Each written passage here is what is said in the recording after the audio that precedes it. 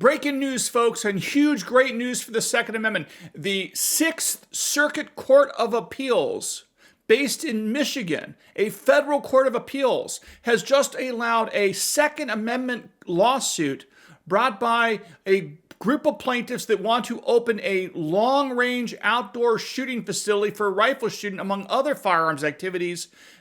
They were denied the ability to open these up by a town in Michigan, and the Sixth Circuit Court of Appeals said that under the Second Amendment and the Nysurpa versus Bruin case, this claim may continue forward. A great vindication for the Second Amendment. Stay tuned for more details in just 1 second. Hey folks, I'm Mark Smith, host of the Four Boxes Diner, proud American gun owner, constitutional attorney, member of the U.S. Supreme Court Bar, and best-selling author. If you haven't subscribed to the Four Boxes Diner Second Amendment channel, please do so and show your love for the right to keep and bear arms. Huge news, guys. I have right here in my hands, breaking news just came out about an hour ago, a decision by the Sixth Circuit Court of Appeals. The title is, I'll put the link down below, Oakland Tactical Supply versus the Howell Township in Michigan. This is a huge Second Amendment case for many reasons. It just was decided.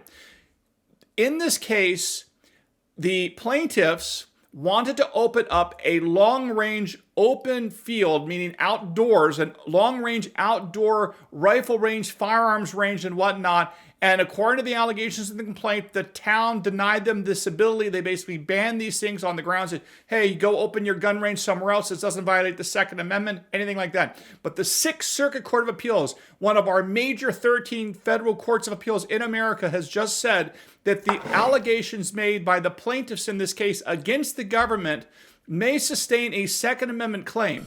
Why is that? Well, it goes on to explain, and this is, by the way, consistent with what we've seen in other cases like the Seventh Circuit Court of Appeals in a case called Azell. Basically, what the Sixth Circuit said is that certainly, if there's banning of a long range or firing range or something like that, that may violate the Second Amendment. It's up to the plaintiffs to prove.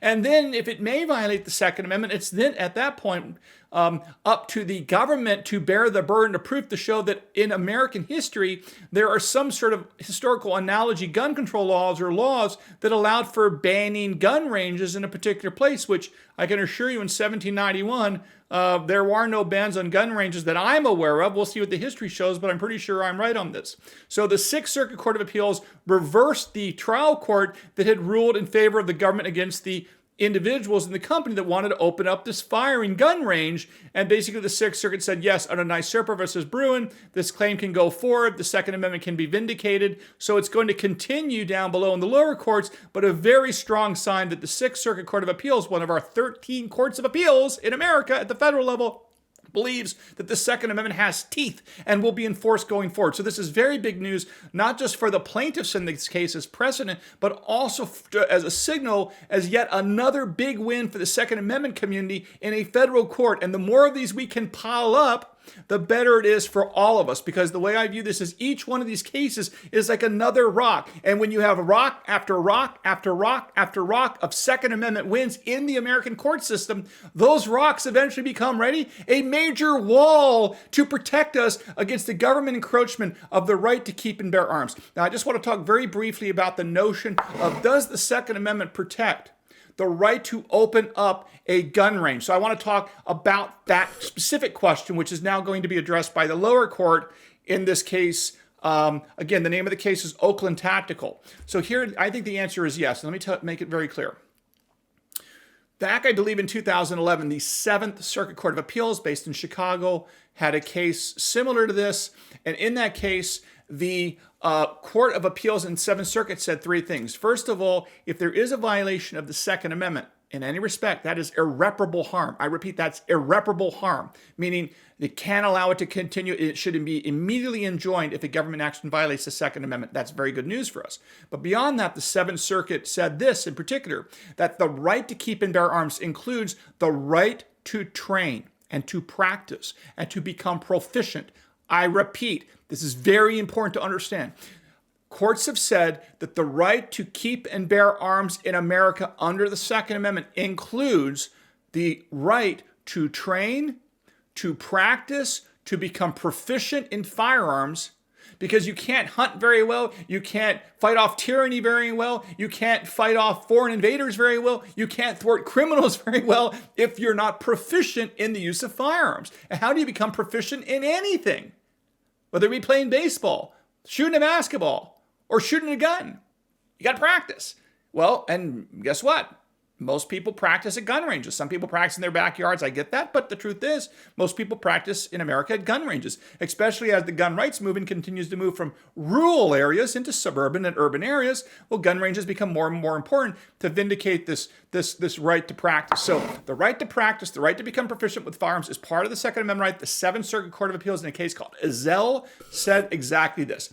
I also want to say the third thing that Ezell case is very important to this case is it is not an excuse. I repeat, the government cannot use it as an excuse for banning gun ranges, okay, or for banning gun-related activities in their township, in their county, right, in their community. They are not allowed to ban these things based upon an argument that says you can do it in the next county over. You can do your activity involving firearms in the next town over or the next village. That is not an argument.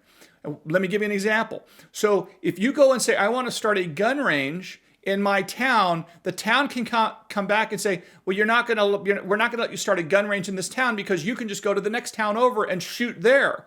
That is not an argument that is acceptable. There are acceptable arguments involving zoning and commercial activity, the usual stuff that applies to all businesses. Yes, of course, that's always there. There's zoning rules that still have to be complied with, but they cannot specifically target you for your Second Amendment rights. Now, the example, by the way, to think about this is, let's say you wanted to start a bookstore or a newspaper in a town, and they ban you from starting the bookstore or the newspaper because you can go to the next town and start a bookstore there or a newspaper there. So they ban you from starting the bookstore or the town here. That obviously would violate the First Amendment. So too does that kind of behavior violate the Second Amendment. So again, if a town says we don't want you to touch guns, start a gun range, or do anything with guns in our town because it's guns, well, that violates the Second Amendment as a general matter. Again, there's always general zoning laws that apply to anything.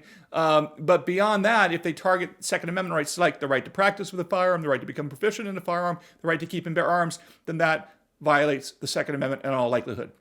Okay, again, huge news. We'll be tracking this case more carefully. That's Oakland Tactical Supply versus Howell Township, Michigan. Great news for the Second Amendment. And again, I hope you learned something here at the Four Boxes Diner. If you've enjoyed it, please subscribe. And again, we'll see you again soon here at the Four Boxes Diner. Orders up. Table 2A.